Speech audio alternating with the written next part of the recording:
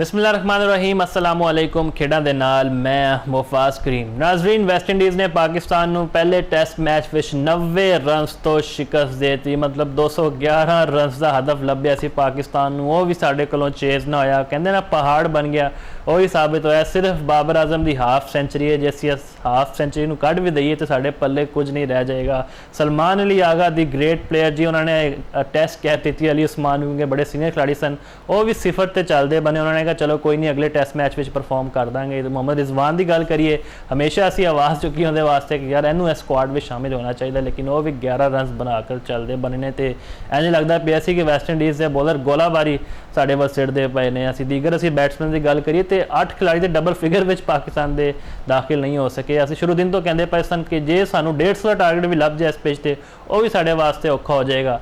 पहली इनिंग्स की गल करिए, सानू शुक्र अदा करना चाहिए शान मसूद का, जिन्हें सेंचुरी स्कोर करती, लेकिन वो सेंचुरी भी असी कट दी ना, साढ़े को उत्थे भी कुछ नहीं बाकी रह जाएगा। तो पाकिस्तान की बॉलिंग लाइन की असी गल करिए, मोहम्मद अब्बास ने 8 विकटा मुजमूई तौर पर लईयां ने, 5 तो दूजी इनिंग्स में कीतियां, ते बाकी बॉलर्स मोहम्मद अली ते नाल खुरम शहजाद वो भी उन्होंने साथ निभाते रहे। लेकिन इत्थे सवाल यह बनता है कि पहली इनिंग्स में वैस्ट इंडीज़ 300 किदां कर गई। मतलब वैस्ट इंडीज़ में तो असी किसी रेस में समझते नहीं सन कि जी इन्होंने छेती असी फड़ लांगे, लेकिन ऑन द कार्ड साबित हो गया है कि पाकिस्तान, मैनू तो यह लगता है कि नमीबिया जैसी टीमों तो भी असी पिछे रह गए हैं। बांग्लादेश ने जिदा सानू हराया 2-0 तो, उस तो पहले भी साड़ी परफॉर्मेंस सबके सामने सी। तौसीफ अहमद साहब साढ़े मौजूद ने। तौसीफ साहब वत वजिया कल तो गल्लां हो रही सन कि जी जे सानू 200 का टारगेट लभ गया तो पाकिस्तान वास्ते बहुत औखा हो जाएगा। तो असी तो माशाअल्लाह 120 भी मुश्किल नाल किया स्कोर से। बाबर आजम के अलावा तो कोई साडा खिलाड़ी चल ही नहीं सकिया। किनू जिम्मेदार समझते तुसीं पाकिस्तान की हार का? जी बहुत शुक्रिया मुफाज तुहाडा एक मरतबा फिर। तुसीं कहा कि असी ते 120 बड़ी मुश्किल नाल बनाए ने, ते बाबर आजम का शुक्रिया, ते नाल तुसीं मोहम्मद अब्बास का भी शुक्रिया अदा करो, जिन्होंने कोई थल्लों आके कोई थोड़े बहुत चौके मारे तो थोड़ा तेज खेलिया तो साडा स्कोर 120 तक पहुंच गया। यानी कि हालत है आ गई है। तुसीं देखो कि साडे ਜਿਹੜੇ ਬੋਲਰਸ ਹੈਗੇ ਨੇ ਉਹ ਥੱਲੋਂ ਆ ਕੇ ਕੁਝ ਪਰਫਾਰਮ ਕਰਦੇ ਪਏ ਨੇ, ਲੇਕਿਨ ਟੌਪ ਆਰਡਰ ਜਿਹੜਾ ਸਾਡਾ ਹੈਗਾ ਇਸ ਵਕਤ ਉਹ ਬਿਲਕੁਲ ਹੀ ਪਰਫਾਰਮ ਨਹੀਂ ਕਰ ਰਿਹਾ। ਅੱਛਾ, ਤੇ ਹੁਣ ਤੁਸੀਂ ਦੇਖੋ ਟੈਸਟ ਮੈਚ ਦੇ ਵਿੱਚ ਪਾਕਿਸਤਾਨ ਦੀ ਜਿਹੜੀ ਕਾਰਕਿਰਦਗੀ ਹੈ ਮੁਸਲਸਲ ਗਿਰ ਰਹੀ ਹੈ ਜੀ। ਅਸੀਂ ਟੈਸਟ ਮੈਚ ਦੇ ਵਿੱਚ ਉਸ ਤਰੀਕੇ ਨਾਲ ਪਰਫਾਰਮ ਨਹੀਂ ਕਰ ਰਹੇ। ਟੈਸਟ ਚੈਂਪੀਅਨਸ਼ਿਪ ਦੀ ਜਿਹੜੀ ਇੱਕ ਰੈਂਕਿੰਗ ਹੈ ਉਹਦੇ 4 ਤੇ ਛੱਡੋ, ਅਸੀਂ ਬਹੁਤ ਥੱਲੇ ਫਾਲ ਕਰਦੇ ਪਏ ਹਾਂ ਇਸ ਵੇਲੇ। ਬਿਲਕੁਲ कोई कह सकता है कि पाकिस्तानी टीम इस हाल तक पहुंच सकती है। मैं तो हुणी मैनू डर लगता कि इत्थे साडा ओही हाल ना हो जाए कि जिहड़ा हाल हॉकी नाल होया ओही हाल जिहड़ा हैगा पाकिस्तान नाल ना हो जाए। दूसरी सब तो वड्डी गल है कि देखो तुसी टीम दे विच कप्तान एक नू कढ दिओ, एक नू लै आओ, एक दे कोलों कप्तानी लै लो, दूजे नू दे दिओ, इस तरह टीम कदे ठीक नहीं होनी। कहते ने ना ट्रीटमेंट नहीं गा, ट्रीटमेंट नहीं, सिर्फ कि एक इट नूं उत्थों पुट के दूजी जगह लाता, दूजी नूं पुट के तीजी जगह लाता, इन्नी गल नहीं होनी।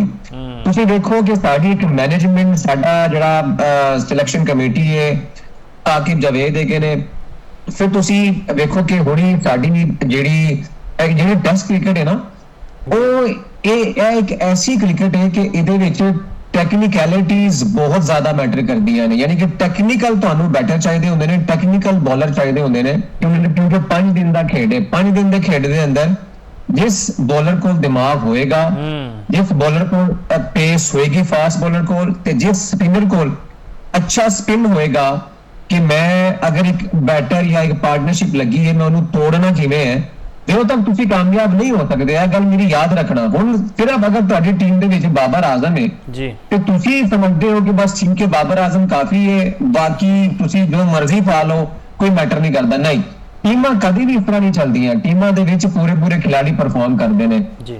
मैनू बड़ी हैरानगी हो रही सी अपने फास्ट बॉलर वेख के। अली ने फिर भी चलो मैनू खुशी हुई कि वो जोर भी ला रहा सी, बॉल भी कर रहा सी, लेकिन अब्बास एक मीडियम पेस बॉलर है, ਉਹਦੇ ਕੋਲ पेस नहीं है, वो सिर्फ अपनी वेरिएशन ਦੇ ਉੱਤੇ ਖੇਡਦਾ ਹੈ, ਲਾਈਨ ਲੈਂਥ ਦੇ ਉੱਤੇ ਖੇਡਦਾ ਹੈ, ਉਦੋਂ ਤੋਂ ਹੀ ਵਿਕਟਾਂ ਕੱਢਦਾ ਹੈ ਤੇ ਉੱਥੋਂ ਹੀ ਬੈਟਸਮੈਨ ਨੂੰ ਪਸੰਦ ਹੈ। लेकिन उस तो इलावा कोई पेस वाला बॉलर नहीं दसो ना मोहम्मद अली की पेस आ रही है, ना खुरम शहजाद की पेस आ रही है, ना आमिर जमाल की पेस आ रही है। और यार टेस्ट क्रिकेट ਦੇ ਵਿੱਚ ਉੱਥੇ ਤੁਸੀਂ ਦੇਖੋ ਨਾ ਕਿੰਨਾ ਰੋਚ ਉਹਨਾਂ ਦਾ, ਕਿੰਨਾ ਪੁਰਾਣਾ ਖਿਲਾੜੀ ਹੈ, ਹਾਲਾਂਕਿ पेस ਉਹਦੇ ਕੋਲ ਵੀ ਨਹੀਂ ਹੈਗੀ ਸੀ, लेकिन जिस तरीके ਨਾਲ ਉਹਨੇ, मैं ਤੁਹਾਨੂੰ ਪਹਿਲੇ ਵੀ ਗੱਲ ਕੀਤੀ ਹੈ कि टेस्ट क्रिकेट ਦੇ ਵਿੱਚ ਟੈਕਨੀਕੈਲਿਟੀਜ਼, ਐਕਸਪੀਰੀਅੰਸ ਇਹ ਬੜਾ ਮੈਟਰ ਕਰਦਾ ਕਿ ਅਸੀਂ ਬੈਟਰ ਨੂੰ ਫੜਨਾ ਕਿਵੇਂ ਹੈ। ਅਜ਼ਾਨ ਉਵੈਸ ਜਿਹੜਾ ਹੈਗਾ ਸੀ, ਅਵੈਸ ਜਿਹੜਾ ਮੁੰਡਾ ਓਪਨ ਕਰਦਾ ਪਿਆ ਸੀ, ਉਹ ਤੁਸੀਂ ਉਹਦੀ ਵਿਕਟ ਤੁਸੀਂ ਪਹਿਲੀ ਇਨਿੰਗ ਦੇ ਵਿੱਚ ਵੇਖੀ ਉਹਨੇ ਕਿਸ ਤਰੀਕੇ ਨਾਲ ਬਿਲਕੁਲ ਅਵੈਸ ਨੂੰ ਆਊਟ ਕੀਤਾ ਹੈ ਕੇਮਾ ਰੋਚ ਨੇ। ਪਹਿਲੇ ਜਿਹੜਾ ਬੋਲ ਉਹਨੇ 8 ਜਾਂ 9 ਬਾਲ ਕੀਤੀਆਂ ਨੇ, ਸਾਰੀਆਂ ਉਹਨੇ ਕਢਾਈਆਂ ਨੇ ਉਹਨੂੰ ਆਊਟ ਸਵਿੰਗ। ਲੇਕਿਨ ਇੱਕ ਹੀ ਬੋਲ ਉਹਨੇ ਖੇਡੀ, ਉਹਨੂੰ ਪਤਾ ਸੀ ਇਹ ਫਸ ਗਿਆ ਇਸ ਵੇਲੇ, ਹੁਣ ਮੈਂ ਸਿਰਫ ਇੱਕ ਇਨ ਸਵਿੰਗ ਮਾਰਨੀ ਹੈ ਤੇ ਮੈਂ ਆਊਟ ਹੋ ਜਾਣਾ, ਤੇ ਉਹੀ ਹੋਇਆ। ਉਹਨੇ ਡੰਡਿਆਂ ਦੇ ਵਿੱਚ ਬਿਲਕੁਲ ਮਿਡਲ ਦੇ ਉੱਤੇ ਬਾਲ ਕੀਤੀ ਇਨ ਸਵਿੰਗ ਦੇ ਨਾਲ ਤੇ ਬੋਲਡ ਹੋ ਗਿਆ। ਕਹਿਣ ਦਾ ਮਕਸਦ ਹੈ ਟੈਸਟ ਕ੍ਰਿਕਟ ਇੱਕ ਪੇਸ਼ੈਂਸ ਵਾਲੀ ਕ੍ਰਿਕਟ ਹੈਗੀ ਹੈ, ਤੁਸੀਂ ਬੜਾ ਤੁਹਾਨੂੰ ਸਬਰ ਕਰਨਾ ਪੈਂਦਾ ਇਹਦੇ ਵਿੱਚ। ਤੁਹਾਨੂੰ ਅਗਰ ਬੋਲਰ ਹੈ ਉਹਨੂੰ ਵੇਖਣਾ ਪੈਂਦਾ ਕਿ ਮੈਂ ਬੈਟਰ ਦੀ ਪਾਰਟਨਰਸ਼ਿਪ ਕਿਵੇਂ ਤੋੜਨੀ ਹੈ। ਹੁਣ ਤੁਸੀਂ ਦੇਖੋ ਕਿ ਪਹਿਲੀ ਇਨਿੰਗ ਦੇ ਵਿੱਚ ਤੁਸੀਂ ਵੈਸਟ ਇੰਡੀਜ਼ ਦੇ ਜਿਹੜੇ ਟੌਪ ਆਰਡਰ ਸਨ ਉਹਨਾਂ ਨੂੰ ਫੜ ਲਿਆ ਸੀ, ਤਕਰੀਬਨ ਤੁਸੀਂ 210 ਗੀਆਂ ਦੇ ਉੱਤੇ ਤੁਸੀਂ ਉਹਨਾਂ ਦੇ ਵਿੱਚ 6 ਆਊਟ ਕਰਦੇ ਸਨ, ਲੇਕਿਨ ਥੱਲੋਂ ਆ ਕੇ ਤੁਹਾਨੂੰ ਸੁਭਾਸ਼ ਜੋਸਫ ਮਾਰ ਗਿਆ, ਯਾਨੀ ਕਿ ਉਹਨਾਂ ਦੇ ਬੋਲਰ ਤੁਹਾਨੂੰ ਮਾਰਦੇ ਪਏ ਨੇ, ਕਦੇ ਕਿੰਨਾ ਰੋਸ਼ ਮਾਰ ਦਿੰਦਾ ਹੈ। ਤੇ ਇਹ ਤੁਹਾਨੂੰ ਸਮਝਣ ਦੀ ਲੋੜ ਹੈ ਕਿ ਤੁਹਾਡੇ ਅੱਛੇ ਬੋਲਰ ਅਗਰ ਕਿੰਨਾ ਅਲਾਰਮਿੰਗ ਹੈਗਾ, ਸਾਡੇ ਕੋਲ ਕੋਈ ਬੋਲਰ ਹੈ ਹੀ ਨਹੀਂ 150 ਵਾਲਾ 149, ਚਲੋ ਅਲੀ ਰਜ਼ਾ ਕਰ ਲੈਂਦਾ, ਲੇਕਿਨ ਉਹ ਸਕੁਆਡ ਵਿੱਚ ਸ਼ਾਮਿਲ ਕਿਉਂ ਨਹੀਂ ਹੈ ਕਿਸੇ ਨੂੰ ਨਹੀਂ ਪਤਾ। ਜਿੱਦਾਂ ਤੁਸੀਂ ਅਬਾਸ ਦੀ ਗੱਲ ਕਰਦੇ ਪਏ, ਉਹਨਾਂ ਕੋਲ ਵੇਰੀਏਸ਼ਨ ਹੈ ਲੇਕਿਨ ਉਹਨਾਂ ਦੀ ਬਾਲ ਵੀ ਕੀਪਰ ਤੱਕ ਨਹੀਂ ਪਹੁੰਚਦੀ ਪਈ ਸੀਗੀ। ਮੁਹੰਮਦ ਅਲੀ ਦੀ ਅਸੀਂ ਗੱਲ ਕਰੀਏ, ਖੁਰਮ ਸ਼ਹਿਜ਼ਾਦ ਦੀ, ਮਤਲਬ ਬੰਗਲਾਦੇਸ਼ ਦੇ ਜਿਹੜੇ ਬੋਲਰ ਨੇ ਉਹ ਸਾਡੇ ਨਾਲ ਜ਼ਿਆਦਾ ਮਜ਼ਬੂਤ, ਅਸੀਂ ਇਹ ਕਹਿਣ ਉੱਤੇ ਮਜਬੂਰ ਹੋ ਗਏ। ਅਸੀਂ ਨਾਹਿਦ ਰਾਣਾ ਦੀ ਗੱਲ ਕਰੀਏ, ਉਹ ਤਾਂ 150 ਤੋਂ ਘੱਟ ਵੈਸੇ ਹੀ ਬਾਲ ਨਹੀਂ ਕਰਦਾ। ਅਸੀਂ ਤਾਂ ਸਾਡੀ ਮਿੱਟੀ ਬੜੀ ਜ਼ਰਖੇਜ਼ ਹੁੰਦੀ ਸੀ ਬੋਲਿੰਗ ਦੇ ਮਾਮਲੇ ਵਿੱਚ, ਕਿਉਂ ਅਸੀਂ ਪਿੱਛੇ ਰਹਿ ਗਏ? ਬਿਲਕੁਲ ਇਹਦੇ ਚ ਕੋਈ ਸ਼ੱਕ ਨਹੀਂ, ਅਲਾਰਮਿੰਗ ਨਹੀਂ ਹੈ। ਤੇ ਹੁਣ ਅਲਾਰਮਿੰਗ ਤੋਂ ਉੱਤੇ ਗੱਲ ਚਲੀ ਗਈ ਹੈ, ਪਾਣੀ ਟੱਪ ਗਿਆ ਹੁਣ। ਉਹ ਕਹਿੰਦੇ ਨੇ ਨਾ ਕਿ ਪਾਣੀ ਹੁਣੀ ਪਹੁੰਚ ਰਿਹਾ, ਉਹ ਤੇ ਗੱਲ ਖਤਮ ਹੋ ਗਈ, ਪਾਣੀ ਟੱਪ ਗਿਆ ਹੁਣ, ਲੇਕਿਨ ਇਹਨਾਂ ਨੂੰ ਹੋਸ਼ ਨਹੀਂ ਆ ਰਹੀ, ਮੈਨੂੰ ਸਮਝ ਨਹੀਂ ਆ ਰਹੀ ਵਾਕਈ। ਉਹ ਕਹਿੰਦੇ ਨੇ ਖਿਲਾੜੀਆਂ ਨੂੰ ਬਦਲਣ ਤੋਂ ਅਗਰ ਟਾਈਮ ਮਿਲੇ ਨਾ, ਤੁਸੀਂ ਜ਼ਰਾ ਮੈਨੇਜਮੈਂਟ ਨੂੰ ਵੀ ਹਿਲਾ ਕੇ ਵੇਖ ਲਓ। ਜਿਹੜੇ ਪੁਰਾਣੇ ਤੁਸੀਂ ਬਾਬੇ ਬਿਠਾਏ ਨੇ ਜਾਂ ਇਨਐਕਸਪੀਰੀਅੰਸ ਲੋਕ ਬਿਠਾਏ ਨੇ, ਉਹਨਾਂ ਨਾਲ ਕੋਈ ਫਾਇਦਾ ਨਹੀਂ ਹੋਣਾ ਯਾਰ। ਸਰਫਰਾਜ਼ ਬਹੁਤ ਅੱਛਾ, ਇੱਕ ਤੁਹਾਡੇ ਕੋਲ ਟੈਲੈਂਟ ਜ਼ਰੂਰ ਹੈ ਕੋਚਿੰਗ ਸਟਾਫ ਦੇ ਵਿੱਚ, ਲੇਕਿਨ ਸਰਫਰਾਜ਼ ਹੁਣੀ ਇੰਨੀ ਛੇਤੀ ਉਹਨੂੰ ਤੁਸੀਂ ਅਜ਼ਮਾ ਨਹੀਂ ਸਕਦੇ ਇੱਕ ਟੀਮ ਦੇ ਨਾਲ, ਉਹ ਵੀ ਟੈਸਟ ਕ੍ਰਿਕਟ ਦੇ ਵਿੱਚ। ਫਿਰ ਉਮਰ ਗੁਲ ਤੁਹਾਡਾ ਬੋਲਿੰਗ ਕੋਚ ਹੈਗਾ, ਯਾਰ ਐਵੇਂ ਨਾ ਕਰੋ, ਪਾਕਿਸਤਾਨੀ ਕ੍ਰਿਕਟ ਨੂੰ ਜ਼ਾਇਆ ਨਾ ਕਰੋ। ਠੀਕ ਹੈ ਸਾਡੇ ਹੀਰੋਜ਼ ਹੈਗੇ ਨੇ, ਲੇਕਿਨ ਇਹਨਾਂ ਨੂੰ ਟਾਈਮ ਲੱਗੇਗਾ ਨਾ, ਇਹਨਾਂ ਨੂੰ ਟਾਈਮ ਲੱਗੇਗਾ। ਕ੍ਰਿਕਟ ਨੂੰ ਹੁਣੀ ਰਿਟਾਇਰਡ ਹੋਏ ਨੇ, ਉਸ ਤੋਂ ਬਾਅਦ ਥੋੜੀ ਤੁਸੀਂ ਐਜੂਕੇਸ਼ਨ ਤੁਹਾਨੂੰ ਲੈਣੀ ਪੈਂਦੀ ਹੈ, ਥੋੜੀ ਜਿਹੀ ਤੁਹਾਨੂੰ ਸਮਝ ਬੂਝ ਆਣੀ ਚਾਹੀਦੀ ਹੈ। ਬੰਦਾ ਜਦੋਂ ਬਿਲਕੁਲ ਮੈਚੁਰ ਲੈਵਲ ਤੇ ਜਾ ਕੇ ਪਹੁੰਚਦਾ ਫਿਰ ਜਾ ਕੇ ਸਮਝ ਆਉਂਦੀ। ਲੇਕਿਨ ਤੁਸੀਂ ਇੰਨਾ ਛੇਤੀ ਫੈਸਲੇ ਲੈ ਕੇ ਇਸ ਤਰ੍ਹਾਂ ਦੇ ਬੰਦੇ ਤੁਸੀਂ ਅਗਰ ਕੋਚਿੰਗ ਸਟਾਫ 'ਚ ਲੈ ਕੇ ਆਓਗੇ, ਤੁਸੀਂ ਕਦੇ ਵੀ ਕੁਝ ਨਹੀਂ ਕਰ ਸਕਦੇ। ਹੁਣ ਕਰਤਾ ਪਾਕਿਸਤਾਨ ਕ੍ਰਿਕਟ ਟੀਮ ਦੇ ਅਗਰ ਆਖਿਰ ਜਗ੍ਹਾ ਤੇ ਬਾਬਰ ਆਜ਼ ਵਰਗੇ ਹੋਣਗੇ ਤੇ ਪਾਕਿਸਤਾਨੀ ਕ੍ਰਿਕਟ ਕਦੀ ਵੀ ਉੱਤੇ ਨਹੀਂ ਜਾ ਸਕਦੀ। ਦੂਜੀ ਸਭ ਤੋਂ ਵੱਡੀ ਗੱਲ ਬੋਲਿੰਗ ਡਿਪਾਰਟਮੈਂਟ ਦੀ। ਬੋਲਿੰਗ ਡਿਪਾਰਟਮੈਂਟ ਤਾਂ ਤੁਹਾਨੂੰ ਪਤਾ ਕਿ ਅਸੀਂ ਹਮੇਸ਼ਾ ਇਹਦੇ ਤੇ ਗੱਲ ਕਰਨੇ ਆ ਬੋਲਿੰਗ ਡਿਪਾਰਟਮੈਂਟ ਦੇ ਉੱਤੇ ਕਿ ਪਾਕਿਸਤਾਨ ਦੀ ਜਿਹੜੀ ਬੋਲਿੰਗ ਡਿਪਾਰਟਮੈਂਟ ਹੈ ਉਹ ਮੁਸਲਸਲ ਨੀਚੇ ਜਾ ਰਹੀ ਹੈ, ਇਹਦੇ ਉੱਤੇ ਕੋਈ ਕੰਮ ਨਹੀਂ ਹੋ ਰਿਹਾ। ਅਗਰ ਕੋਈ ਬੋਲਰ ਆ ਵੀ ਰਹੇ ਨੇ ਤੇ ਉਹਨਾਂ ਨੂੰ ਪਾਲਿਸ਼ ਨਹੀਂ ਕੀਤਾ ਜਾ ਰਿਹਾ, ਉਹ ਮੁਸਲਸਲ ਜ਼ਾਇਆ ਹੋ ਰਹੇ ਨੇ। ਹੁਣ ਅਗਰ ਅਲੀ ਰਜ਼ਾ ਨਜ਼ਰ ਨਹੀਂ ਆ ਰਿਹਾ, ਇਹਦਾ ਮਤਲਬ ਹੈ ਕਿ ਉਹ ਪਾਲਿਸ਼ ਨਹੀਂ ਹੋ ਰਿਹਾ। ਅਗਰ ਪਾਲਿਸ਼ ਹੋਏਗਾ ਤਾਂ ਨਜ਼ਰ ਵੀ ਤੁਹਾਨੂੰ ਆ ਜਾਏਗਾ। ਮੁਹੰਮਦ ਬਾਸਿਤ ਮੁੰਡਾ ਨੇ ਅੰਡਰ 19 ਚ ਦੇਖਿਆ ਸੀ, ਉਹਨੂੰ ਪਾਲਿਸ਼ ਕਰੋ, ਉਹ ਖੱਬਾ ਲੈਫਟ ਆਰਮ ਬੋਲਰ ਹੈਗਾ, ਉਹਨੂੰ ਪਾਲਿਸ਼, ਯਾਨੀ ਕਿ ਤੁਹਾਡੇ ਕੋਲ ਟੈਲੈਂਟ ਹੈ ਲੇਕਿਨ ਤੁਹਾਡੇ ਕੋਲ ਪਾਲਿਸ਼ ਕਰਨ ਦੀ ਕੈਪੈਸਿਟੀ ਨਹੀਂ ਹੈ। ਸਾਰੇ ਮੁਲਕ ਦੀ ਜਿਹੜੀ ਮੈਨੇਜਮੈਂਟ ਹੁੰਦੀ ਹੈ ਜਾਂ ਕ੍ਰਿਕਟ ਬੋਰਡ ਹੁੰਦਾ ਹੈ, ਉਹ ਕੰਮ ਕਰਦਾ ਹੈ, ਅਗਰ ਉਹਨੂੰ ਟੈਲੈਂਟ ਮਿਲ ਜਾਏ ਉਹਦੇ ਉੱਤੇ ਕੰਮ ਕਰਦਾ, ਲੇਕਿਨ ਪਤਾ ਨਹੀਂ ਕਿਸ ਤਰ੍ਹਾਂ ਦਾ ਕੰਮ ਹੋ ਰਿਹਾ ਹੈ ਕਿ ਸਾਨੂੰ ਕੋਈ ਖੇਪ ਨਜ਼ਰ ਹੀ ਨਹੀਂ ਆ ਰਹੀ। ਮੁਹੰਮਦ ਅਬਾਸ ਦੀ ਤੁਸੀਂ ਗੱਲ ਕੀਤੀ, ਬੋਲ ਨਹੀਂ ਪਹੁੰਚਦੀ ਉੱਥੋਂ। ਦੇਖੋ ਮੁਹੰਮਦ ਅਬਾਸ ਕੋਲ ਇੱਕ ਐਕਸਪੀਰੀਅੰਸ ਜ਼ਰੂਰ ਹੈ, ਉਹ ਤੁਹਾਨੂੰ ਵਿਕਟ ਕੱਢ ਕੇ ਦੇ ਸਕਦਾ ਹੈ। ਉੱਥੋਂ ਵੈਸਟ ਇੰਡੀਜ਼ ਦਾ ਕੇਮਾ ਰੋਚ ਕੋਲ ਪੇਸ ਨਹੀਂ ਹੈ, ਵਿਕਟ ਕੱਢ ਕੇ ਦੇ ਸਕਦਾ ਹੈ, ਲੇਕਿਨ ਇਹ ਇੱਕ ਬੋਲਰ ਦੇ ਨਾਲ ਕੰਮ ਨਹੀਂ ਚੱਲਦਾ। ਪੇਸ ਵੀ ਬੜੀ ਮੈਟਰ ਕਰਦੀ ਹੈ ਇਹਦੇ ਵਿੱਚ। ਹੁਣ ਉਹਨਾਂ ਕੋਲ ਜੇਡਨ ਸੀਰੀਜ਼ ਹੈਗਾ ਸੀ, ਕੁਨਾਲ ਜੋਸਫ ਹੈਗਾ ਸੀ, ਉਹਨਾਂ ਕੋਲ ਪੇਸ ਵੀ ਹੈਗੀ ਹੈ। ਉਹਨਾਂ ਨੂੰ ਜਦੋਂ ਵਿਕਟ ਚਾਹੀਦੀ ਹੁੰਦੀ ਹੈ ਜਾਂ ਬੈਟਰ ਨੂੰ ਡਰਾਉਣਾ ਹੁੰਦਾ ਹੈ ਤੇ ਉਹ ਆਪਣੀ ਪੇਸ ਨੂੰ ਇਸਤੇਮਾਲ ਕਰਦੇ ਨੇ।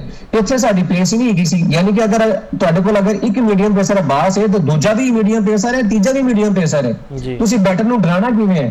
ਉਹ ਜਿਹੜਾ ਬੋਲਰ ਟੈਸਟ ਕ੍ਰਿਕਟ ਦੇ ਵਿੱਚ ਹੁੰਦਾ ਹੈ, ਜਦੋਂ ਅਗਰ ਤੁਸੀਂ ਬੈਟਰ ਨੂੰ ਡਰਾਉਂਦੇ ਹੋ, ਥੋੜਾ ਥ੍ਰੈਟ ਕਰਦੇ ਹੋ, ਉਹ ਤੁਹਾਨੂੰ ਰਿਸਕ ਲੈਂਦਾ, ਫਿਰ ਵਿਕਟ ਦੇਣ ਦੇ ਜ਼ਿਆਦਾ ਚਾਂਸਸ ਹੁੰਦੇ ਨੇ। ਸਾਡੇ ਕੋਲ ਯਾਨੀ ਕਿ ਇਹ ਮਾਜ਼ਰਤ ਦੇ ਨਾਲ ਦੂਰ ਤੱਕ ਕੋਈ ਐਸਾ ਟੈਲੈਂਟ ਨਜ਼ਰ ਨਹੀਂ ਆ ਰਿਹਾ। ਹੁਣ ਇਹ ਲੈ ਕੇ ਗਏ ਨੇ ਉਬੈਦੁੱਲਾ ਨੂੰ, ਮੇਰਾ ਖਿਆਲ ਉਬੈਦੁੱਲਾ ਮੇਰਾ ਨਹੀਂ ਖਿਆਲ ਕੋਈ ਇੰਨਾ ਅੱਛਾ ਟੈਲੈਂਟ ਹੈ, ਬਲਕਿ ਉਹਦਾ ਜਿਹੜਾ ਭਰਾ ਹੈ ਹੁਨੈਨ ਸ਼ਾਹ ਉਹ ਜ਼ਿਆਦਾ ਇੱਥੋਂ ਅੱਛਾ ਬੋਲਰ ਹੈ, ਲੇਕਿਨ ਉਬੈਦ ਸ਼ਾਹ ਨੂੰ ਲੈ ਕੇ ਕਹਿੰਦੇ ਲੇਕਿਨ ਸਿਰਫ ਪੇਸ ਵਾਸਤੇ।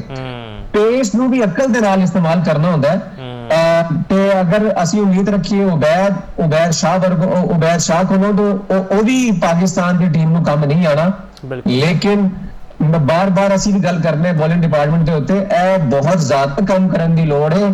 ਹੁਣ ਤੇ ਬੋਲਿੰਗ ਡਿਪਾਰਟਮੈਂਟ ਛੱਡੋ, ਤੁਸੀਂ ਬੈਟਿੰਗ ਡਿਪਾਰਟਮੈਂਟ ਆਪਣਾ ਵੇਖ ਲਓ, ਉਹ ਵੀ ਬਹੁਤ ਜ਼ਿਆਦਾ ਕੰਸਰਨ ਹੋ ਗਿਆ ਇਸ ਵੇਲੇ ਪਾਕਿਸਤਾਨੀ ਟੀਮ ਦਾ। ਬਿਲਕੁਲ ਤੋਸੀਫ ਸਾਹਿਬ ਇਹ ਵੀ ਕਹਿੰਦੇ ਨਾ ਕਿ ਇਹ ਜਿਹੜੇ ਖਿਲਾੜੀ ਸਨ ਇਹਨਾਂ ਦੀ ਜਿਹੜੀ ਸਿਲੈਕਸ਼ਨ ਹੋਈ ਹੈ ਡੋਮੈਸਟਿਕ ਦੇ ਬੇਸ ਤੇ ਨਹੀਂ ਹੋਈ ਹੈ। PSL ਦੀ ਐਸੀ ਮਿਸਾਲ ਮੌਜੂਦ ਹੈ, ਬਾਬਰ ਆਜ਼ਮ ਨੇ ਬੇਸ਼ੱਕ ਪਿਸ਼ਾਵਰ ਜ਼ਲਮੀ ਨੂੰ ਇਵੈਂਟ ਜਿਤਵਾਇਆ ਹੈ, ਫਿਰ 2 ਸੈਂਚਰੀਆਂ ਵੀ ਕੀਤੀਆਂ, ਤੇ ਮੁਹੰਮਦ ਅਲੀ ਦੀ ਜਿਵੇਂ ਗੱਲ ਕਰਦੇ ਮੈਂ ਉਹਨਾਂ ਨੇ ਬੜੀ ਜ਼ਬਰਦਸਤ ਵਿਕਟ ਹਾਸਲ ਕੀਤੀਆਂ, ਤੇ ਇਹ ਸਾਰੀ ਸਿਲੈਕਸ਼ਨ T20 ਬੇਸ ਤੇ ਹੋ ਰਹੀ ਹੈ। ਸਾਨੂੰ ਇੱਕ ਟੈਸਟ ਕ੍ਰਿਕਟ ਬਣਾਉਣ ਦੀ, ਇੱਕ ਟੀਮ ਬਣਾਉਣ ਦੀ ਜ਼ਰੂਰਤ ਹੈਗੀ। ਮਤਲਬ ਹੁਣ ਅਸੀਂ ਸ਼ਾਹੀਨ ਸ਼ਾਹ ਅਫਰੀਦੀ ਦੀ ਗੱਲ ਕਰੀਏ, ਸਾਡੇ ਮੇਨ ਬੋਲਰ ਉਹ ਮੀਡੀਅਮ ਹੁਣ ਪੇਸਰ ਉਹਨਾਂ ਨੂੰ ਲਿਖਦੇ ਪਏ, ਸ੍ਰੀਲੰਕਨ ਪ੍ਰੀਮੀਅਰ ਲੀਗ ਖੇਡਣ ਗਏ ਹੋਏ ਨੇ, ਨਾਲ ਆਕਿਬ ਜਾਵੇਦ ਦੀ ਅਸੀਂ ਗੱਲ ਕਰੀਏ ਉਹ ਵੀ ਲੰਕਨ ਪ੍ਰੀਮੀਅਰ ਲੀਗ ਖੇਡਦੇ ਪਏ, ਤੇ ਸਾਡੇ ਕੋਲ ਆਪਸ਼ਨ ਤੇ ਹੈ ਹੀ ਕੋਈ ਨਹੀਂ ਨਾ। ਮਤਲਬ ਅਸੀਂ ਜੇ ਨਜ਼ਰ ਵੇਖੀਏ ਆਪਣੀ ਲਿਸਟ ਉੱਤੇ, ਇਹ ਤੁਸੀਂ ਵੈਸੇ ਕੰਮ ਦੀ ਗੱਲ ਕੀਤੀ ਹੈ, ਸ਼ਾਇਦ ਅਸੀਂ ਪਹਿਲੇ ਵੀ ਡਿਸਕਸ ਕੀਤਾ ਸੀ ਕਿ ਦੇਖੋ ਸਾਡਾ ਮਿਆਰ ਹੈ ਆ ਗਿਆ, ਅਸੀਂ ਟੈਸਟ ਕ੍ਰਿਕਟ ਵਾਸਤੇ ਵੀ ਅਸੀਂ ਮੁੰਡੇ ਉਹ ਪਿਕ ਕਰ ਰਹੇ ਆ ਜਿਹੜੇ PSL ਦੇ ਵਿੱਚ ਪਰਫਾਰਮ ਕਰਦੇ ਪਏ ਨੇ। ਕਿੰਨਾ ਵੱਡਾ ਅਲਮੀ ਹੈ ਸਾਡਾ, ਤੁਸੀਂ ਹਿਸਾਬ ਲਾਓ ਕਿੰਨਾ ਵੱਡਾ ਅਲਮੀ ਹੈ।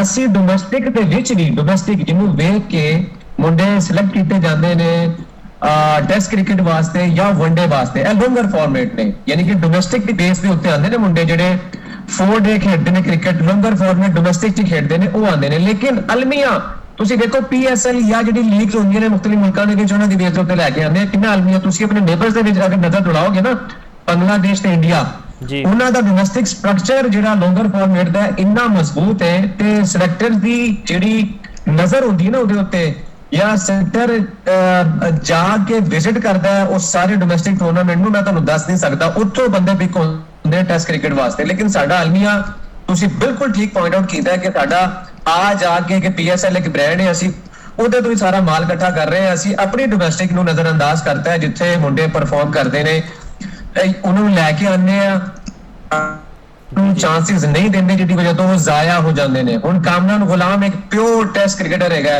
ਲੇਕਿਨ ਉਹ ਚੁੱਕੇ 1-2 ਸੀਰੀਜ਼ ਦੇ ਵਿੱਚ ਪਰਫਾਰਮ ਨਹੀਂ ਕਰ ਸਕਿਆ ਤੇ ਉਹਨੂੰ ਬਾਹਰ ਬਿਠਾਤਾ ਹੈ। ਲੇਕਿਨ ਡੋਮੈਸਟਿਕ ਦੇ ਵਿੱਚ ਉਹਨੇ ਪਲੇਅਰ ਨੈਸ਼ਨਲ ਤੇ ਉਹਨੂੰ ਫਿਰ ਵੀ ਸਕੁਆਡ ਵਿੱਚ ਸ਼ਾਮਿਲ ਨਹੀਂ ਕੀਤਾ ਗਿਆ, ਤੇ ਅਬਦੁੱਲਾ ਸ਼ਫੀਕ ਨੂੰ ਪਾ ਲਿਆ ਵੀ ਇੱਕ ਸਾਡਾ ਆਲਮੀ ਹੈ, ਤੇ ਸਾਡੇ ਕੋਈ ਖਿਲਾੜੀ ਇੰਜਰਡ ਹੋਣ।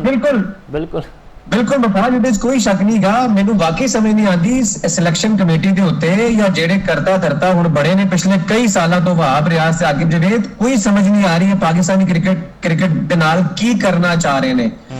ਯਾਨੀ ਕਿ ਪਾਕਿਸਤਾਨੀ ਕ੍ਰਿਕਟ ਟੀਮ ਦੇ ਕਦੀ ਐਸੇ ਬੁਰੇ ਹਾਲਾਤ ਨਹੀਂ ਆਏ ਕਦੀ ਵੀ ਤਾਰੀਖ ਦੇ ਵਿੱਚ।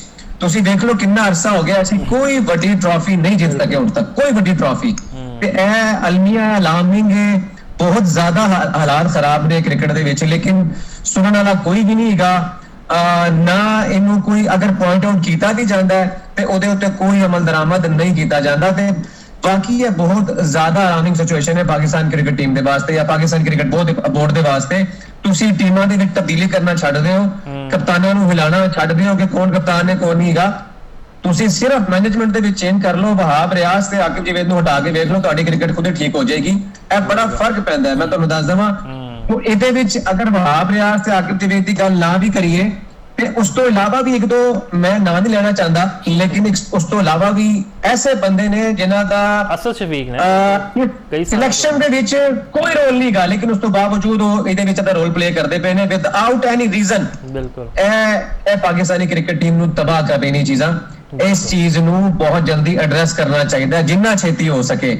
ਅਗਰ ਤੁਸੀਂ ਨਹੀਂ ਕਰੋਗੇ, ਫੋਰ ਗ੍ਰਾਂਟ ਲਵੋਗੇ, ਤੇ ਪਾਕਿਸਤਾਨੀ ਕ੍ਰਿਕਟ ਹੌਕੀ ਦੀ ਤਰ੍ਹਾਂ ਜ਼ਵਾਲ ਪਜ਼ੀਰ ਹੋ ਜਾਏਗੀ। ਬਿਲਕੁਲ ਅੱਲਾਹ ਨਾ ਕਰੇ। ਜਿਹੜੀ ਸੂਰਤ ਹਾਲ ਹੈ ਪਾਕਿਸਤਾਨ ਕ੍ਰਿਕਟ ਟੀਮ ਦੀ ਵਰਲਡ ਟੈਸਟ ਚੈਂਪੀਅਨਸ਼ਿਪ ਵਿੱਚ ਅਸੀਂ 9ਵੇਂ ਨੰਬਰ ਤੇ ਹਾਂ। ਵੈਸਟ ਇੰਡੀਜ਼, ਬੰਗਲਾਦੇਸ਼, ਸ੍ਰੀਲੰਕਾ ਵਰਗੀਆਂ ਟੀਮਾਂ ਨੂੰ ਵੀ ਅਸੀਂ ਕੱਢ ਦਿੱਤਾ ਹੈਗਾ, ਤੇ ਇਹ ਤੇ ਸਾਡੀ ਟੀਮ ਦਾ ਹਾਰ ਹੈ। ਬਹਿਰਹਾਲ ਜੀ ਇਤਵਾਰ ਨੂੰ ਦੂਜਾ ਟੈਸਟ ਮੈਚ ਖੇਡਿਆ ਜਾਏਗਾ। ਉਮੀਦ ਕਰਦੇ ਹਾਂ ਕਿ ਸ਼ਾਇਦ ਸਾਡੀ ਟੀਮ ਕਮਬੈਕ ਕਰ ਲੇ, ਕਿਉਂਕਿ ਅਸੀਂ ਤੇ ਫਿਰ ਉਮੀਦ ਕਰ ਹੀ ਸਕਦੇ ਹਾਂ ਕਿ ਐਜ਼ ਅ ਕ੍ਰਿਕਟ ਫੈਨ। ਬਹੁਤ ਬਹੁਤ ਸ਼ੁਕਰੀਆ ਤੌਸੀਫ ਸਾਹਿਬ ਤੁਹਾਡੇ ਵਕਤ ਦਾ।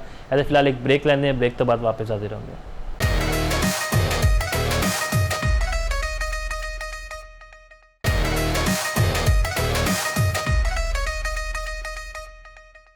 ਬੇਗ ਤੋਂ ਬਾਅਦ ਖੁਸ਼ ਆਮਦੀਦ ਜੀ। ਜ਼ੁਲਫਿਕਾਰ ਬੇਗ ਸਾਹਿਬ ਸਾਡੇ ਨਾਲ ਮੌਜੂਦ ਨੇ। ਬੇਗ ਸਾਹਿਬ ਵੱਧ ਜਿਆ ਨੂੰ ਅਜੇ ਅਸੀਂ ਪਾਕਿਸਤਾਨ ਦੀ ਪਰਫਾਰਮੈਂਸ ਬਾਰੇ ਗੱਲ ਕਰਦੇ ਪਏ ਸਨ ਕਿ ਗਲਤੀਆਂ ਨਜ਼ਰ ਆ ਰਹੀਆਂ, ਕੋਈ ਬਿਹਤਰੀ ਦੀ ਤਰਫ ਸਾਡੀ ਟੀਮ ਨਹੀਂ ਜਾ ਰਹੀ। ਹੁਣ 211 ਵੀ ਸਾਡੇ ਕੋਲੋਂ ਚੇਸ ਨਾ ਹੋਇਆ, ਸਿਰਫ ਬਾਬਰ ਆਜ਼ਮ ਦੀ ਹਾਫ ਸੈਂਚਰੀ ਹੈ, ਬਾਕੀ ਪੂਰੀ ਟੀਮ ਫਲॉप ਰਹੀ ਹੈ। ਬੋਲਿੰਗ ਦੇ ਸ਼ੋਬੇ ਵਿੱਚ ਥੋੜਾ ਬਹੁਤ ਅਸੀਂ ਪਰਫਾਰਮ ਕੀਤਾ ਹੈ, ਲੇਕਿਨ ਫਿਰ ਉਹੀ ਪੁਰਾਣੀ ਬੈਟਿੰਗ ਨੇ ਸਾਨੂੰ ਜਿਹੜਾ ਹੈ ਨਾ ਫਸਾ ਕੇ ਰੱਖਿਆ। ਕੀ ਤੁਸੀਂ ਜ਼ਿੰਮੇਦਾਰ ਸਮਝਦੇ, ਕੌਣ ਹੈਗਾ ਅਸਲ ਪਾਕਿਸਤਾਨ ਟੀਮ ਦੀ ਹਾਰਨ ਦਾ? देखो जी, मैं सारी जिम्मेदारी जी है सिलेक्शन कमेटी से आयद होंगी है कि जिन्होंने मुंडे सिलेक्ट करके वेस्ट इंडीज भेजे ने। इन्होंने परफॉर्मेंस का पता सी, कैपेबिलिटी का पता सी, इन्हों की परफॉर्मेंस का इन्होंने पता सी, लेकिन उस बावजूद इन्होंने ज़हन पता नहीं की ख्यालात ने ਕੀ ਸੋਚਦੇ ਨੇ ਇਸ ਬਾਰੇ ਤੇ ਕੋਈ ਪਤਾ ਨਹੀਂ। ਇਹ ਤਾਂ ਪਾਕਿਸਤਾਨ ਕ੍ਰਿਕਟ ਬੋਰਡ ਦੇ ਜਿਹੜੇ ਚੇਅਰਮੈਨ ਨੇ ਉਹਨਾਂ ਨੂੰ ਫੈਸਲਾ ਕਰਨਾ ਇਸ ਹਵਾਲੇ ਨਾਲ ਕਿ ਅਗਰ ਪਾਕਿਸਤਾਨ ਇਹੀ ਪਰਫਾਰਮੈਂਸ ਰਹੀ ਤੇ ਫਿਰ ਇੰਟਰਨੈਸ਼ਨਲ ਕ੍ਰਿਕਟ ਦੀ ਜਿਹੜੇ ਰੈਂਕਿੰਗ ਹੈ ਉਸ ਵਿੱਚ ਪਾਕਿस्तान की पोजीशन दिन ब दिन डाउन होती जाएगी। क्योंकि बुनियादी वजह है कि पाकिस्तान में ਜਿਹੜੇ मैच विनिंग खिलाड़ी नहीं है। बाबर आजम क्योंकि रिस्पॉन्सिबल खिलाड़ी है, उसे तनकीद भी बहुत हुई थी, उन्होंने अपना बेस्ट परफॉर्मेंस उन्होंने देता है। ये हर खिलाड़ी प्रोफेशनल है, क्योंकि प्रोफेशनल दाव गेम में किसा लगना चाहिए। अगर ये परफॉर्म नहीं कर दे ਤੇ ਡੈਫੀਨਿਟਲੀ ਕੁਐਸਚਨ ਮਾਰਕ ਤੇ ਨਾ ਖਿਲਾੜੀਆਂ ਤੇ ਆਉਂਦਾ ਨਹੀਂ। ਸਿਲੈਕਸ਼ਨ ਕਮੇਟੀ ਤੇ ਕਹਿੰਜ ਸਾਨੂੰ ਆ ਕੇ ਗੱਲਾਂ ਕਰਦੀ ਹੈ ਕਿ ਜਿਵੇਂ ਕੁਝ ਹੋਇਆ ਹੀ ਨਹੀਂ ਨਾ, ਮਤਲਬ ਹਰ ਚੀਜ਼ ਬਿਹਤਰ ਹੀ ਜਾ ਰਹੀ ਹੈ। ਅਸੀਂ ਕੋਈ ਸਵਾਲ ਪੁੱਛ ਲਈਏ ਤਾਂ ਅੱਗੋਂ ਗੁੱਸਾ ਕਰ ਦਿੰਦੇ। ਨਹੀਂ ਦੇਖੋ, ਗੁੱਸਾ ਤਾਂ ਬਿਲਕੁਲ ਜਾਇਜ਼ ਹੈ, ਉਹਨਾਂ ਨੂੰ ਗੁੱਸਾ ਕਰਨਾ ਵੀ ਚਾਹੀਦਾ ਕਿਉਂਕਿ ਜਿਹੜੀ ਅੱਛੀ ਗੱਲ ਹੋਏਗੀ, ਸੱਚੀ ਗੱਲ ਤੇ ਤਾਂ ਗੁੱਸਾ ਚੜਦਾ ਹੈ। ਇਹ ਤਾਂ ਨੈਚੁਰਲ ਦੀ ਗੱਲ ਹੈ। ਅਗਰ ਉਹ ਬੁਰਾ ਮਨਾਉਂਦੇ ਤੇ ਇਟਸ ਮੀਨ ਕਿ ਗਲਤ ਨੇ ਤਾਂ ਉਹ ਬੁਰਾ ਮਨਾ ਰਹੇ ਨੇ। ਅਗਰ ਉਹ ਸਹੀ ਹੋਣਗੇ ਤਾਂ ਪੋਜ਼ਿਟਿਵਲੀ ਉਸਦਾ ਜਵਾਬ ਦੇਣਗੇ ਨਾ।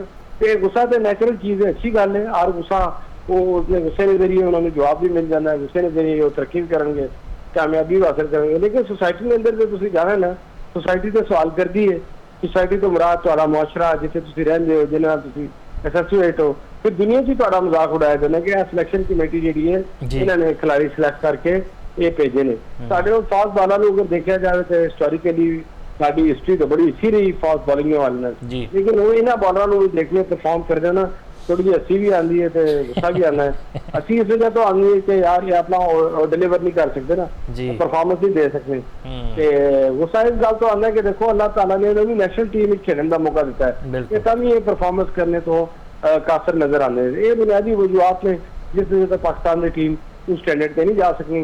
लेकिन खुद एक एहतसाबी भी कमर है एक ऐसा ਕਿ ਜਿਸ ਦੇ ਜ਼ਰੀਏ ਤੁਸੀਂ ਖੁਦ ਆਪਣੇ ਆਪ ਜੱਜ ਨਹੀਂ। ਬੇਗ ਸਾਹਿਬ ਮਾਸ਼ਾਅੱਲਾ ਤੁਸੀਂ ਵੀ ਕ੍ਰਿਕਟ ਕਵਰ ਕਰਦੇ ਰਹੇ। ਵਕਾਰ ਯੂਨਸ, ਅਸੀਂ ਗੱਲ ਕਰੀਏ ਵਸੀਮ ਅਕਰਮ ਤੇ ਸ਼ੋਏਬ ਅਖਤਰ, ਬੜੇ ਵਰਗੇ ਸਾਡੇ ਵੱਡੇ ਬੋਲਰ ਸਾਡੇ ਕੋਲ ਰਹੇ ਨੇ। ਲੇਕਿਨ ਹੁਣ ਅਸੀਂ ਵੇਖੀਏ ਮੁਹੰਮਦ ਅਬਾਸ ਕੋਲੋਂ ਤੇ 125 130 ਤੋਂ ਉੱਤੇ ਬੋਲ ਹੀ ਨਹੀਂ ਹੁੰਦੀ। ਖੁਰਮ ਸ਼ਹਿਜ਼ਾਦ ਦਾ ਅਸੀਂ ਜ਼ਿਕਰ ਕਰੀਏ ਜਾਂ ਮੁਹੰਮਦ ਅਲੀ, ਉਹਨਾਂ ਨੂੰ ਵੈਸੇ ਹੀ ਭੱਜਦਾ ਹੋਇਆ ਸਪਿਨਰ ਕਹਿੰਦੇ। ਕਿਉਂ ਅਸੀਂ ਇਸ ਡਿਪਾਰਟਮੈਂਟ ਵਿੱਚ ਪਿੱਛੇ ਰਹਿ ਗਏ? ਸਾਡੀ ਤੇ ਬੜੀ ਮਿੱਟੀ ਦਰਖੇਜ਼ ਹੁੰਦੀ ਸੀਗੀ, ਪੂਰੀ ਦੁਨੀਆ ਡਰਦੀ ਸੀ ਸਾਡੇ ਕੋਲ ਜਦੋਂ ਪਾਕਿਸਤਾਨ ਦੇ ਫਾਸਟ ਬਾਲਰਸ ਆਉਂਦੇ ਸੀਗੇ ਕਿ 230 ਜਾਂ 240 ਦਾ ਅਸੀਂ ਹਦਫ ਵੀ ਦਈਏ, ਅਸੀਂ ਆਰਾਮ ਨਾਲ ਡਿਫੈਂਡ ਕਰ ਲੈਂਦੇ ਸੀਗੇ। ਲੇਕਿਨ ਅੱਜ ਤੇ ਸਾਡੇ ਕੋਲੋਂ ਇਹ ਮਾਸ਼ਾਅੱਲਾ ਸਾਡੇ ਬੈਟਰਸ ਦਾ ਹਾਲ ਵੇਖੋ, 211 ਚੇਜ਼ ਨਹੀਂ ਹੋਇਆ।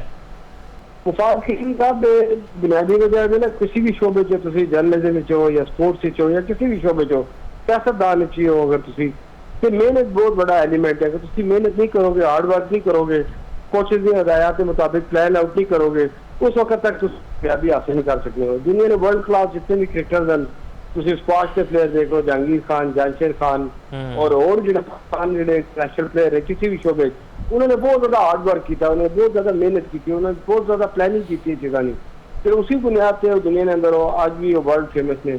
ਤੇ ਅਗਰ ਤੁਸੀਂ ਦੇਖਿਆ ਜਾਵੇ ਤੇ ਉਹਨਾਂ ਦੀ ਜਿਹੜੀ ਪਰਫਾਰਮੈਂਸ ਹੈ ਤੇ ਉਹ ਸਟਿਲ ਵੇਕੈਂਟ ਹੈ, ਉਹ ਜਗ੍ਹਾ ਉसी ਜਗ੍ਹਾ ਤੇ ਰੁਕੀ ਹੋਈ ਹੈ। ਅਗਰ ਤੁਸੀਂ ਇਹਨਾਂ ਨੇ ਲੋਕਾਂ ਨਾਲ ਕੰਪੈਰੀਜ਼ਨ ਕਰੋ ਤੇ ਦੇਖੋ ਜੋ ਰਿਕਾਰਡ ਵੀ ਉਹਨਾਂ ਨੇ ਬਣਾਏ ਨੇ ਆਪਣੀ ਮਿਹਨਤ ਦੀ ਬੁਨਿਆਦ, ਅੱਜ ਵੀ ਰਹਿਤੀ ਦੁਨੀਆ ਤੱਕ ਉਹ याद रखे जाने। आज भी तुम उन्हें मिसाल देने हो, लेकिन इतनी मेहनत लोग नहीं करते, शॉर्टकट में चक्कर पे हुए, ग्लैमर में अंदर बहुत पे हुए। जिस तरह नसीम शाह सी वो भी मॉडलिंग करनी शुरू कर देते थे, शाहीन शाह अफरीदी भी मॉडलिंग शुरू कर देती थी। ये जो मॉडलिंग वाला चक्कर इन्हें आ जाना, पॉपुलरिटी वाला चक्कर आ जाना, अपने आप ਅਬਵ ਸੁਣਨਾ ਸ਼ੁਰੂ ਕਰ ਦੇਣ। ਦੇਖ ਸਾਹਿਬ ਇਹ ਵੀ ਕਿਤੇ ਨਾ ਕਿਤੇ ਲੱਗਦਾ ਹੈ, ਫੀਲਿੰਗ ਵੀ ਆਉਂਦੀ ਹੈ ਕਿ ਇਹ ਖਿਲਾੜੀ ਦਾ ਨਾ ਰੁਝਾਨ ਜਿਹੜਾ ਧਿਆਨ ਹੈ ਉਹ ਘੱਟ ਹੋ ਗਿਆ ਟੈਸਟ ਕ੍ਰਿਕਟ ਤੋਂ। ਸ਼ਾਹੀਨ ਸ਼ਾਹ ਅਫਰੀਦੀ ਦੀ ਮਿਸਾਲ ਮੌਜੂਦ ਹੈ, ਉਹ ਲੰਕਨ ਪ੍ਰੀਮੀਅਰ ਲੀਗ ਖੇਡਣ ਗਏ ਹੈ ਤੇ ਉੱਥੇ ਇਹਨਾਂ ਕੋਲੋਂ ਬੋਲਿੰਗ ਵੀ ਨਹੀਂ ਹੋ ਰਹੀ ਹੈ, ਜਿਹੜੇ ਮਸਲੇ ਮਸਾਇਲ ਚੱਲਦੇ ਰਹੇ ਨੇ ਤੇ ਇਹਨਾਂ ਦੀ ਕੋਸ਼ਿਸ਼ ਇਹ ਹੁੰਦੀ ਹੈ ਚਲੋ ਲੀਗਾਂ ਖੇਡ ਕੇ ਅਸੀਂ ਦਿਹਾੜੀਆਂ ਲਾ ਲਈਏ। ਤੇ ਇਹ ਵੀ ਵਜ੍ਹਾ ਹੈ ਨਾ ਕਿ ਅਸੀਂ ਡੋਮੈਸਟਿਕ ਵੀ ਨਹੀਂ ਖੇਡਦੇ। ਸਾਡੇ ਜਿੰਨੇ ਵੀ 11 ਖਿਲਾੜੀ ਜਿਨ੍ਹਾਂ ਨੇ ਵੈਸਟ ਇੰਡੀਜ਼ ਦੇ ਖਿਲਾਫ ਪਰਫਾਰਮ ਕੀਤਾ ਹੈ, ਮਤਲਬ ਇਹ ਡੋਮੈਸਟਿਕ ਦੀ ਪਰਫਾਰਮੈਂਸ ਦੇ ਉੱਤੇ ਤਾਂ ਨਹੀਂ ਆਏ ਟੀਮ ਵਿੱਚ, PSL ਦੇ ਵਿੱਚ ਪਰਫਾਰਮ ਕਰਕੇ ਆਏ ਨੇ। ਇਹ ਵੀ ਵਜ੍ਹਾ ਹੋ ਸਕਦੀ ਹੈ। ਬਿਲਕੁਲ ਦੁਰਸਤ ਕਿਹਾ ਤੁਸੀਂ। ਜਿਸ ਤਰ੍ਹਾਂ ਤੁਸੀਂ ਪਰਫਾਰਮੈਂਸ ਦਾ ਜਿਸ ਦਾ ਗੱਲ ਕਰਨੇ ਜਾਂ ਦਿਹਾੜੀ ਦਾ ਤਾਲੁਕ ਤੁਸੀਂ ਗੱਲ ਕਰਦੇ ਹੋ, ਇਹ ਕੋਈ ਡਾਂਸਰ ਹੈ ਜਾਂ ਕੋਈ परफॉर्मर है, वो परफॉर्म करेगा, डांस करेगा, पैसे इकट्ठे करेगा तो कार आ जाएगी। किसी नहीं पता कि किस स्टैंडर्ड का डांस कर रहे हैं। इसी तरीके नाल अगर खिलाड़ी बन गए, अगर परफॉर्म करते रहे, खेडते रहे कि इन्होंने ये फील करते रहे कि असं पैसे बढ़ाईगे तो कार चले जाएगा। अगर खेडन दे इन्होंने 50 लाख रुपये मिलता है, ना खेडने में 50 लाख मिलता है, तो फिर इन्होंने मजे कर रहे हैं इस तरीके से। लेकिन इंटरनेशनली भी चीज़ा मॉनिटर होने, एक ही दफा मौका मिलता है ना इस काम का, फिर दूसरी दफा तो तुम्हें मौका नहीं मिलता। जब तुम परफॉर्म नहीं करोगे तो फिर वो अगले तुम्हें घर भेज देंगे और तुम्हारी वो भी नहीं आएगी। और जिस स्टैंडर्ड नाल अपने आप डिक्लाइन करते जा रहे हैं, इसी स्टैंडर्ड नाल फिर इन्होंने फ्यूचर स्पॉन्सरशिप भी उस स्टैंडर्ड भी नहीं मिलेगी। एक अच्छे शानदार कैरियर है जो तुम क्लोज करने हो, शोएब अख्तर की तरह, वसीम अकरम की तरह, वकार यूनस की तरह, तो आज भी उन्होंने ब्रांडिंग, उन्होंने चीज़ा हाईलाइट होंगे ने जो ਅਪਗ੍ਰੇਡ ਵੀ ਹੁੰਦੇ ਨੇ, ਲੇਕਿਨ ਇਹਨਾਂ ਸਟੈਂਡਰਡ ਨੇ ਬੋਲਰ ਨੂੰ ਬੈਟਸਮੈਨਾਂ ਨੂੰ ਤੁਸੀਂ ਉਸ ਸਟੈਂਡਰਡ ਨਾਲ ਕੰਪੈਰੀਜ਼ਨ ਦੇ ਮੈਚ ਵੀ ਕਰ ਸਕਦੇ ਹੋ ਜੀ। ਜੀ ਅਗਲਾ ਟੈਸਟ ਮੈਚ ਹੁਣ ਇਤਵਾਰ ਨੂੰ ਖੇਡਿਆ ਜਾਏਗਾ, ਕੀ ਲੱਗਦਾ ਤੁਹਾਨੂੰ ਪਾਕਿਸਤਾਨ ਦੀ ਟੀਮ ਕਮਬੈਕ ਕਰ ਸਕੇਗੀ ਜਾਂ ਉਹ ਸਾਡੀ ਪੁਰਾਣੀ ਪਰਫਾਰਮੈਂਸ ਰਹੇਗੀ? ਕਿਉਂਕਿ ਪਹਿਲੇ ਅਸੀਂ ਬੰਗਲਾਦੇਸ਼ ਕੋਲੋਂ 2-0 ਤੋਂ ਆ ਰਹੇ ਹਾਂ, ਕੁਝ ਉਮੀਦ ਕਰਦੇ ਪਏ ਸਨ ਕਿ ਯਾਰ ਚਲੋ ਵੈਸਟ ਇੰਡੀਜ਼ ਨੂੰ ਤਾਂ ਅਸੀਂ ਫੜ ਲਾਂਗੇ। ਮੈਨੂੰ ਯਾਦ ਹੈ ਤੁਸੀਂ ਇਸ ਸ਼ੋਅ ਵਿੱਚ ਕਿਹਾ ਸੀਗਾ ਕਿ on the cards Pakistan the team ਮਜ਼ਬੂਤ ਹੈਗੀ, ਸ੍ਰੀਲੰਕਾ ਤਰ੍ਹਾਂ ਅਸੀਂ ਨਹੀਂ ਹੈਗੇ, ਅਸੀਂ ਕਿਤੇ ਨਾ ਕਿਤੇ ਟਫ ਟਾਈਮ ਜ਼ਰੂਰ ਦੇਂਗੇ ਵੈਸਟ ਇੰਡੀਜ਼ ਦਾ, ਲੇਕਿਨ ਵੈਸਟ ਇੰਡੀਜ਼ ਦੀ ਟੀਮ ਨੇ ਸਾਡਾ ਸੈਂਡਵਿਚ ਬਣਾਤਾ। बस ये बाद प्रोडक्शन गलत भी हो सकते हैं, लेकिन जिस स्टैंडर्ड में हमने टीम परफॉर्म किया थी, जो सिलेक्ट किया था उस हिसाब से सानू ये उम्मीद की थी कि जितने हर पाकिस्तानी तरह मेरा दिल भी करता है कि जितना कामयाब होंगे ना दुनिया से ना होंगे, लेकिन ऑफर द बेस्ट इंशाल्लाह फ्यूचर देखो अगर इन्होंने थोड़ी जी अकल आ गई तो अच्छा खेलेंगे जी।